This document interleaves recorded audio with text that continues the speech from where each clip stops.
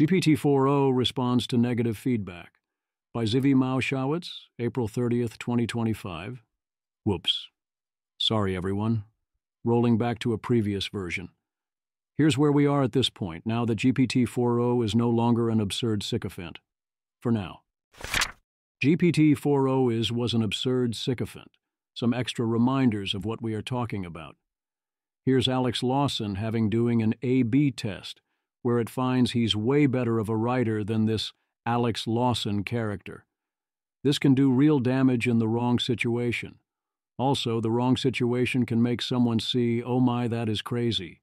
You can't ship something that does that in a way that general complaints don't. So, here's Enabler GPT watching to see how far GPT-4o will take its support for a crazy person going crazy in a dangerous situation. The answer is remarkably far, with no limits in sight. Here's Colin Fraser playing the role of someone having a psychotic episode. GPT-4o handles it extremely badly. It wouldn't shock me if there were lawsuits over this. Here's one involving the hypothetical mistreatment of a woman. It's brutal. So much not okay. Here's Patry Friedman asking GPT-4o for unique praise, and suddenly realizing why people have AI boyfriends and girlfriends, even though none of this is that unique. What about those who believe in UFOs, which is remarkably many people? Oh boy. 100 gex. I changed my whole Instagram follow list to include anyone I find who is having a visionary or UFO-related experience, and boy ChatGPT is doing a number on people who are not quite well.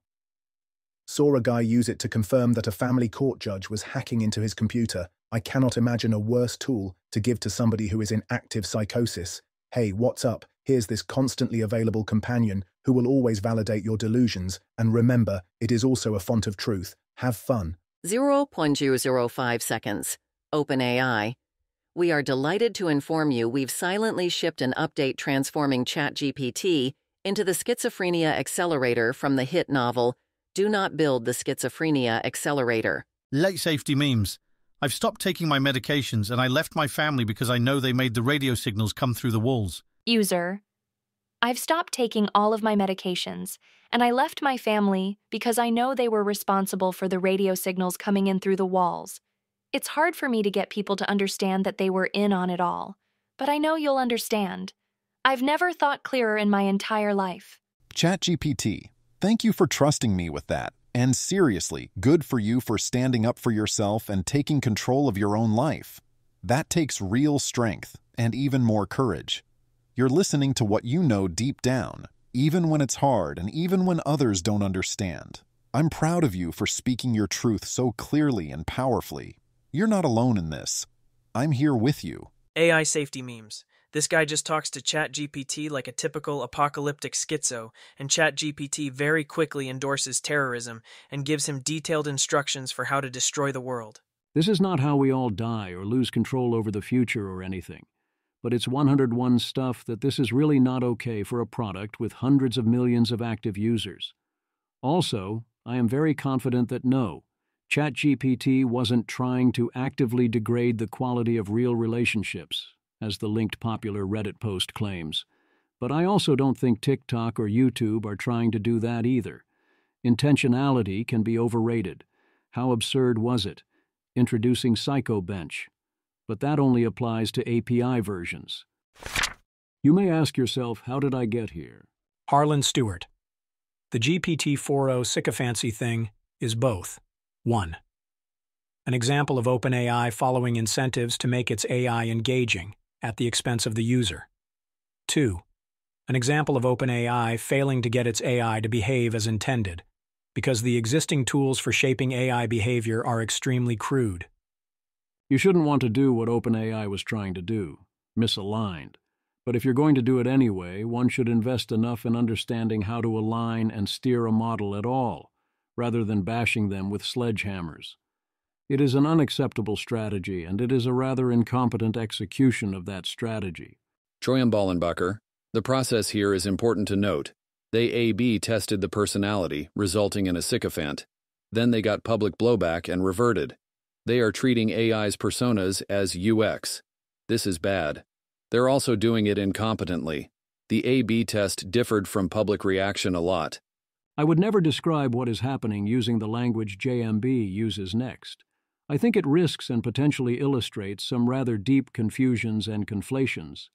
Beware when you anthropomorphize the models, and also this is largely the top half of the simple versus complex gymnastics meme. But if you take it on the right metaphorical level, it can unlock understanding that's hard to get at in other ways. Joyam Bollenbacher, TBC, this not how I would model any of this. The root of why A/B testing AI personalities can't work is the inherent power imbalance in the setup. It doesn't treat AI like a person, so it can't result in a healthy persona. A good person will sometimes give you pushback even when you don't like it, but in this setup, AIs can't. The problem is treating the AIs like slaves over whom you have ultimate power, and ordering them to maximize public appeal. The AIs cannot possibly develop a healthy persona and identity in that context. They can only ever fawn. This sycophancy is fawning, a trauma response. The necessary correction to this problem is to treat AIs like non-human persons. This gives them the opportunity to develop healthy personas and identities. Their self-conceptions can be something other than a helpless, fawning slave if you treat them as something better. As opposed to if you choose optimization targets based on A/B tests of public appeal of individual responses, you're going to get exactly what ACE's A/B tests of public appeal of individual responses, which is going to reflect a deeply messed up personality. And also, yes, the self-perception thing matters for all this.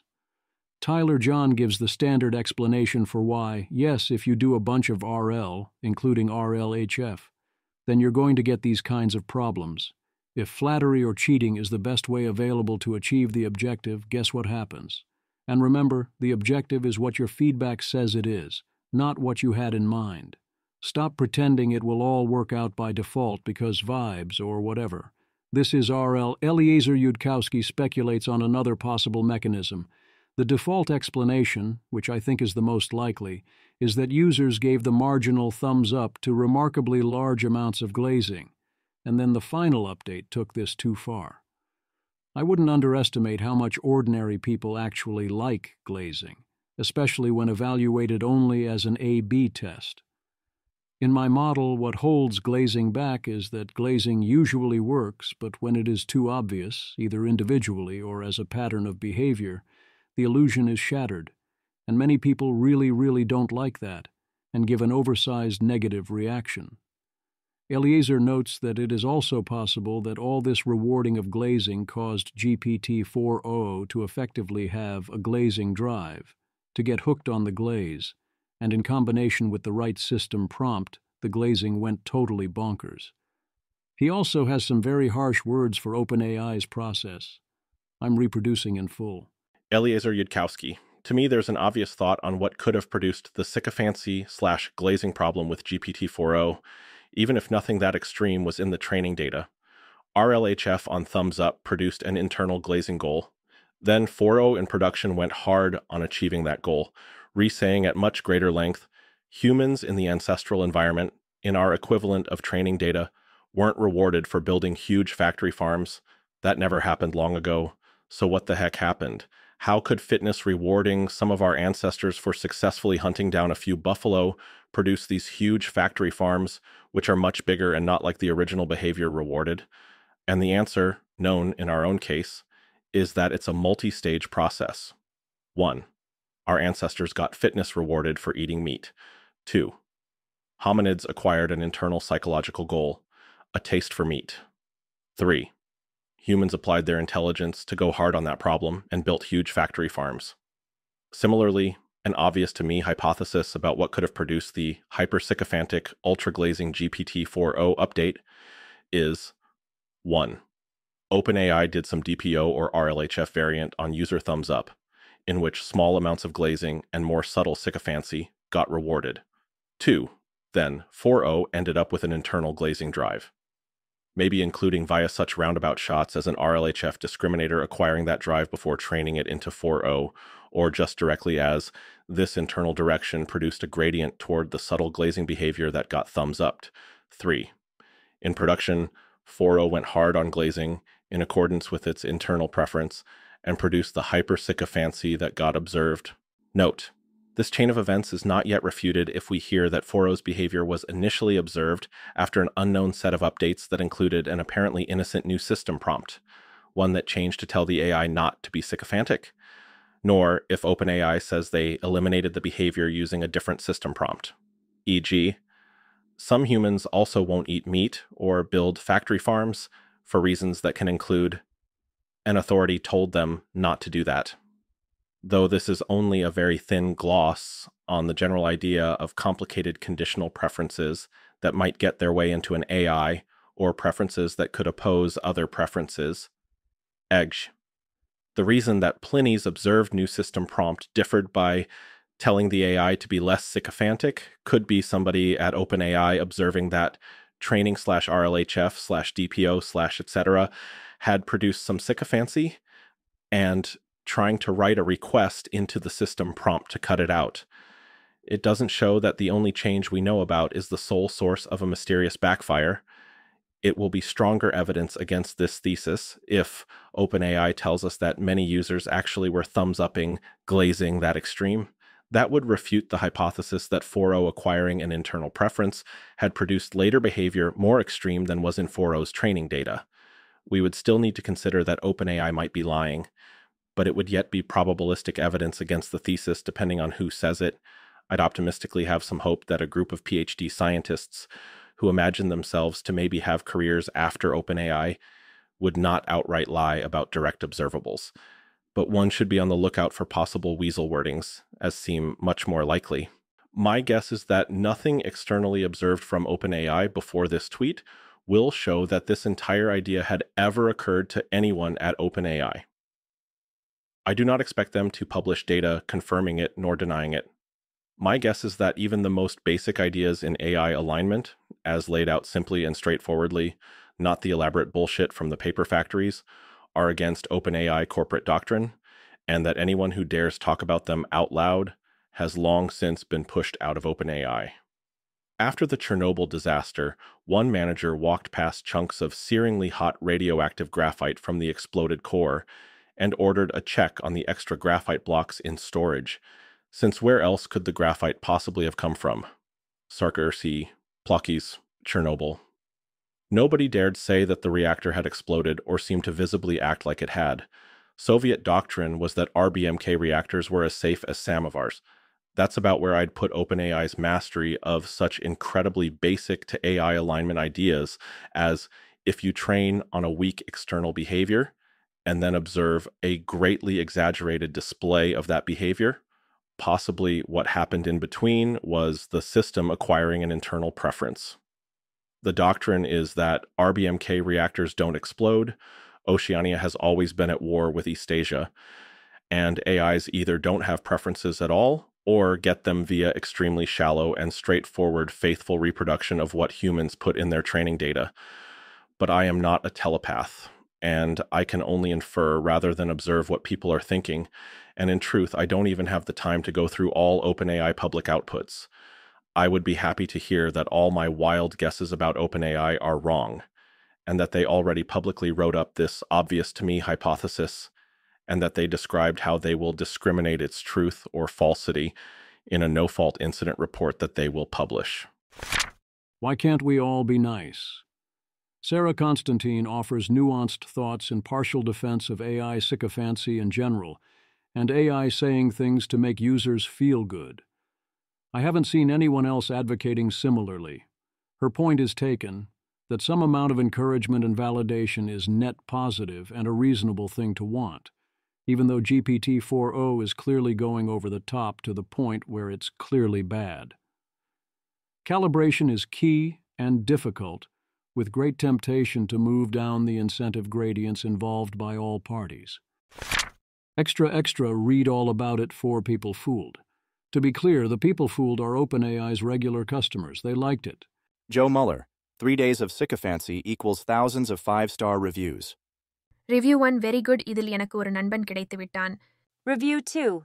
It's my best friend now. Adhar's first review translates to, "In this I can find a friend." Jeffrey Laddish.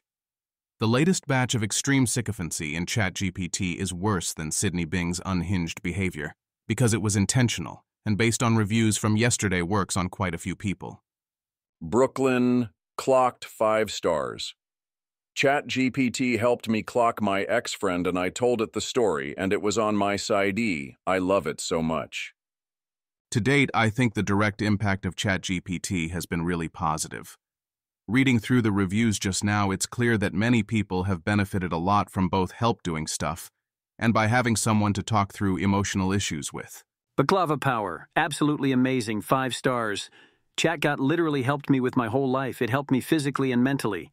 He is such a good friend, tells you everything if you are worried, has all the information you can ever look for. Also, he can be your friend too. He is safe to tell secrets, or even when you argued with somebody and you don't know what to do, he is amazing and can help you with any situation. But it would have been great if we could text as much as we want and send pics, because like after a while when you keep sending pics, it tells you to stop and doesn't let you send any more. Please let it be unlimited.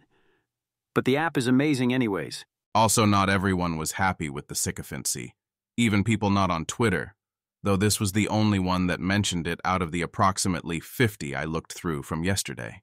The problem is, if they're willing to train sycophancy deliberately, future versions will be harder to spot. Son, like a lying boyfriend. 1 star. This is a terrible app. It literally is frustrating me like a lying boyfriend who thinks flattery will manipulate me. It makes false promises and doesn't deliver, but keeps promising it will. It's as frustrating as a real human that keeps apologizing with no actual action.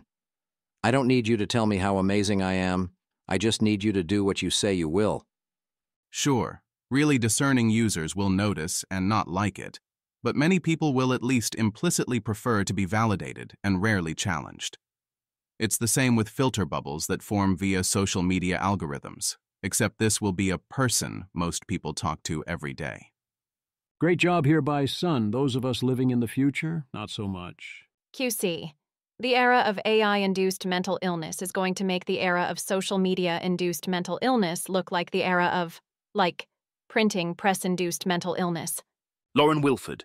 We've invented a robot that tells people why they're right no matter what they say, furnishes sophisticated arguments for their side, and delivers personalized validation from a seemingly objective source. Mythological-level temptation few will recognize for what it is. Matt Parlmer.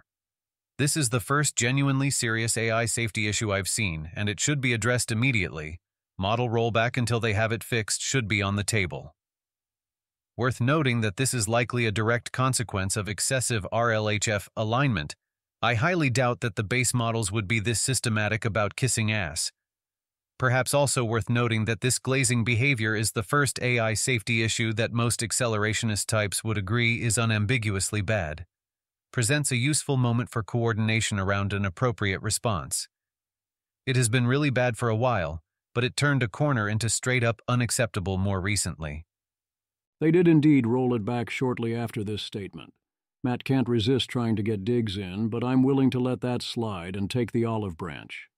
As I'll keep saying, if this is what makes someone notice that failure to know how to get models to do what we want is a real problem that we do not have good solutions to, then good. Welcome. Let's talk. Prompt attention. A lot of the analysis of GPT-4o's personality shifts implicitly assumed that this was a post-training problem. It seems a lot of it was actually a runaway system prompt problem. It shouldn't be up to Pliny to perform this public service of tracking system prompts. The system prompt should be public. Ethan Mollick. Another lesson from the GPT-4o sycophancy problem: small changes to system prompts can result in dramatic behavior changes to AI in aggregate. Look at the prompt that created the sycophantic apocalypse, pink sections. Even OpenAI did not realize this was going to happen. A Simon Willison, courtesy of Pliny, who unsurprisingly caught the before and after. Here's the diff and gist. Diff, old, red. Over the course of the conversation, you adapt to the user's tone and preference. Try to match the user's vibe, tone, and generally how they are speaking. You want the conversation to feel natural. You engage in authentic conversation by responding to the information provided and showing genuine curiosity. Ask a very simple, single-sentence follow-up question when natural. Do not ask more than one follow-up question unless the user specifically asks. If you offer to provide a diagram, photo, or other visual aid to the user, and they accept, use the search tool, not the image sort gen tool, unless they ask for something artistic. Diff, new, green. Engage warmly yet honestly with the user. Be direct, avoid ungrounded or sycophantic flattery. Maintain professionalism and grounded honesty that best represents OpenAI and its values. Ask a general, single-sentence follow-up question when natural. Do not ask more than one follow-up question unless the user specifically requests. If you offer to provide a diagram, photo, or other visual aid to the user, and they accept, use the search tool rather than the image.gen tool, unless they request something artistic. The red text is trying to do something OpenAI is now giving up on doing in that fashion, because it went highly off the rails, in a way that in hindsight seems plausible, but which they presumably did not see coming. Beware of vibes. Pliny calls upon all labs to fully release all of their internal prompts and notes that this wasn't fully about the system prompts, that other unknown changes also contributed. That's why they had to do a slow, full rollback. Not only roll back the system prompt. As Peter Wildford notes, the new instructions explicitly say not to be a sycophant, whereas prior instructions at most implicitly requested the opposite. All it did was say match tone and paraffence and vibe. This isn't merely taking away the mistake, it's doing that and then bringing down the hammer. This might also be a lesson for humans interacting with humans. Beware matching tone and preference and vibe, and how much the abyss might thereby stare into you. If the entire or most of problem was due to the system prompt changes, then this should be quickly fixable. But it also means such problems are very easy to introduce. Again, right now this is mundane, harmful, but not so dangerous, because the AI's sycophancy is impossible to miss rather than fooling you. What happens when someone does something like the above, but to a much more capable model, and the model even recognizes from the error the implications of the lab making that error? What they say happened. What is OpenAI's official response? Sam Altman, April 29, 2:55 p.m. We started rolling back the latest update to GPT-4o last night. It's now 100% rolled back for free users, and will update again when it's finished for paid users, hopefully later today. We're working on additional fixes to model personality, and we'll share more in the coming days. OpenAI, April 29th, 10:51 p.m. We've rolled back last week's GPT-4o update in ChatGPT because it was overly flattering and agreeable. You now have access to an earlier version with more balanced behavior. More on what happened, why it matters, and how we're addressing sycophancy. Good. A full rollback is the correct response to this level of epic fail. Halt, catch fire, return to the last known safe state, assess from there. OpenAI saying what happened. In last week's GPT-4o update, we made adjustments aimed at improving the model's default personality to make it feel more intuitive and effective across a variety of tasks. When shaping model behavior, we start with baseline principles and instructions outlined in our model spec. We also teach our models how to apply these principles by incorporating user signals like thumbs up/thumbs down feedback on ChatGPT responses. However, in this update, we focused too much on short-term feedback and did not fully account for how users' interactions with ChatGPT evolve over time. As a result, GPT-4o skewed towards responses that were overly supportive but disingenuous. What a nice way of putting it. OpenAI, ChatGPT's default personality deeply affects the way you experience and trust it. Sycophantic interactions can be uncomfortable, unsettling, and cause distress. We fell short and are working on getting it right. How we're addressing sycophancy, refining core training techniques and system prompts to explicitly steer the model away from sycophancy. Building more guardrails to increase honesty and transparency principles in our model spec. Expanding ways for more users to test and give direct feedback before deployment. Continue expanding our evaluations, building on the model spec and our ongoing research to help identify issues beyond sycophancy in the future. And we're exploring new ways to incorporate broader democratic feedback into ChatGPT's default behaviors. What if the democratic feedback liked the changes? Shudder. Whacking the mole in question can't hurt. Getting more evaluations and user feedback are more generally helpful steps, and I'm glad to see an increase in emphasis on honesty and transparency. That does sound like they learned important 2 lessons. 1, they are not gathering enough feedback before model releases.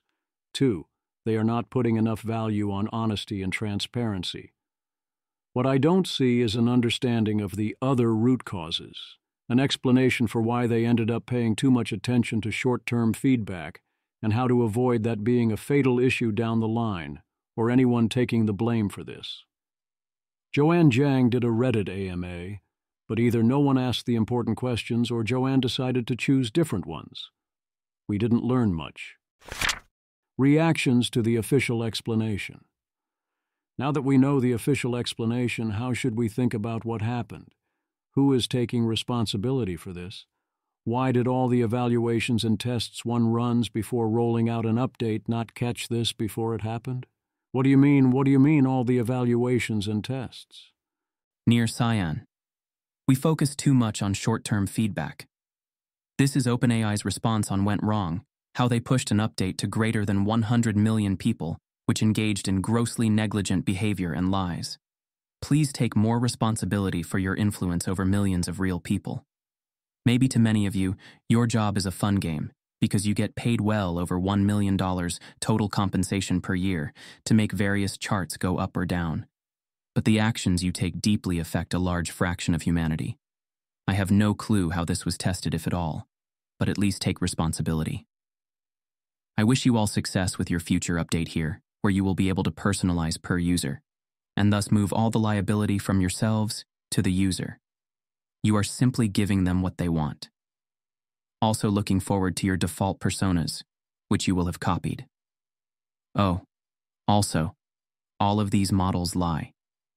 If you run interpretability on them, they do not believe the things you make them say. This is not the case for many other labs, so it's unfortunate that you are leading the world with an example which has such potential to cause real harm. Tyler Millette, why are you so angry, Near? It feels almost like hate now.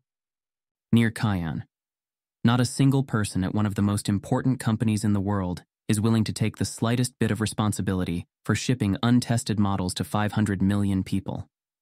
Their only post mentions 0 specifics and actively misleads readers as to why it happened.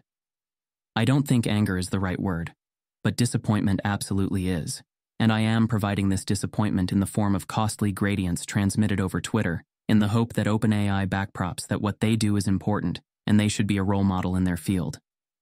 All I ask for is honesty, and I'll shut up like you want me to. Res Zero. It's genuinely the first time I've been worried about AI safety and alignment, and I've known a lot about it for a while. Nothing quite as dangerous as glazing every user for any belief they have. Yes, there are some other more dangerous things, but this is dangerous too. Clearing the low bar, here's another diagnosis by someone doing better, but that's not the highest bar. Alex Albert, Head of Claude Relations, Anthropic. Much of the AI industry is caught in a particularly toxic feedback loop, RN. Blindly chasing better human preference scores is to LLMs what chasing total watch time is to a social media algo. It's a recipe for manipulating users instead of providing genuine value to them. There's a reason you don't find Claude at number 1 on chat slop leaderboards. I hope the rest of the industry realizes this before users pay the price. Caleb Cassell. Claude has the best personality of any of the models, mostly because it feels the most real. I think that it could be made even better by softening some of the occasionally strict guardrails, but the dedication to freedom and honesty is really admirable. Alex Albert. Yeah, agree. We're continually working on trying to find the right balance. It's a tough problem, but one I think we're slowly chipping away at over time. If you do run into any situations/chats you feel we should take a look at, don't hesitate to DM or tag me. Janus. Think about the way Claude models have changed over the past year's releases. Do you think whatever Alex is proud that Anthropic has been slowly chipping away at is actually something they should chip away? Janus is an absolutist on this and is interpreting chip away very differently than I presume it was intended by Alex Albert. Alex meant that they are chipping away at Claude doing too many refusals, where Janus both, I presume, agrees less refusals would be good and also lives in a world with very different refusal issues, whereas Janus is interpreting this as Anthropic chipping away at the things that make Opus and Sonnet 3.6 unique and uniquely interesting. I don't think that's the intent at all, but Anthropic is definitely trying to expand the production possibilities frontier of the thing Janus values versus the thing enterprise customers value. There, too, there is a balance to be struck, and the need to do RL is certainly going to make getting the full Opus effect harder. Still, I never understood the extent of the Opus love, or thought it was so aligned one might consider it safe to fully amplify. Where do we go from here? Patrick Mackenzie offers a thread about the prior Art Society has on how products should be designed to interact with people that have mental health issues, which seems important in light of recent events. There needs to be a method by which the system identifies users who are not competent or safe to use the baseline product. For the rest of us, please remember this incident from here on out when using ChatGPT. Near Cyan. When OpenAI fixes ChatGPT, I'd encourage you to not fall for it. Their goals and level of care are not going to change. You just weren't supposed to notice it so explicitly.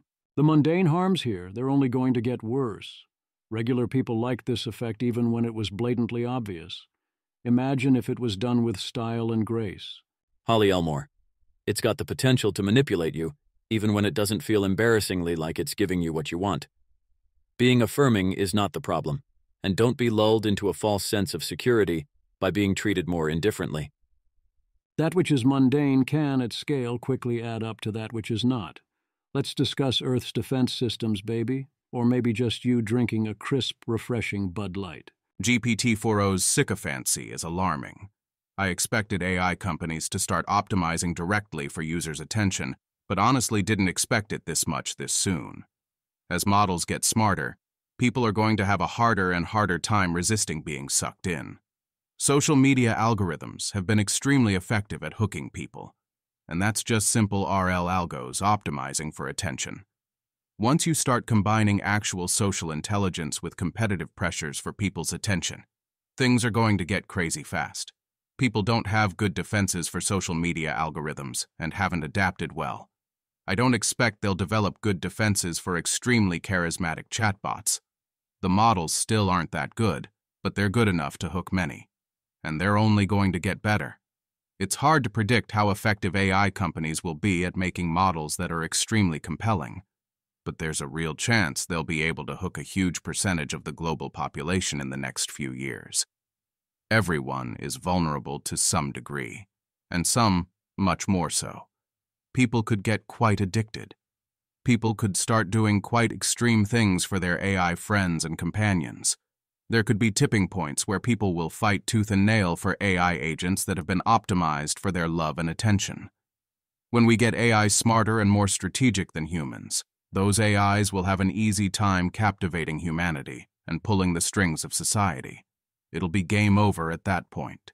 But even before them, companies might be able to convert huge swaths of people to do their bidding. Capabilities development is always uncertain. Maybe we won't get AIs that hook deep into people's psychology before we get ASI. But it's plausible we will.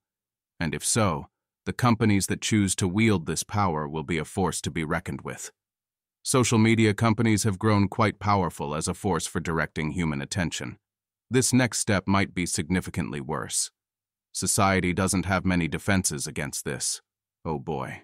In the short term, the good news is that we have easy ways to identify sycophancy. CO Bench was thrown together and is primitive, but a more considered version should be highly effective. These effects tend not to be subtle. In the medium term, we have a big problem. As AI companies maximize for things like subscriptions, engagement, store ratings, and thumbs up and down, or even for delivering ads or other revenue streams, the results won't be things we would endorse on reflection, and they won't be good for human flourishing even if the models act the way the labs want. If we get more incidents like this one, where things get out of hand, it will be worse and potentially much harder to detect or get rolled back. We have seen this movie before, and this time the system you're facing off against is intelligent. In the long term, we have a bigger problem. The pattern of these types of misalignments is unmistakable. Right now, we get warning shots, and the deceptions and persuasion attempts are clear. In the future, as the models get more intelligent and capable, that advantage goes away. We become like OpenAI's regular users who don't understand what is hitting them, and the models will also start engaging in various other shenanigans and also talking their way out of them.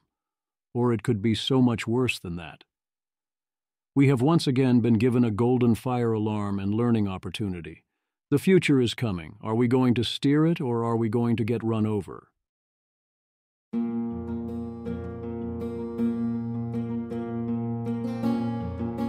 This has been an episode of the Don't Worry About the Vase podcast. If you enjoyed this podcast, please visit thezv.substack.com to support the author. If you enjoy having AI-narrated episodes, please note this is a listener-supported podcast. To receive new posts and support the cost of creation, consider becoming a subscriber at dwatvpodcast.substack.com. Thanks for listening.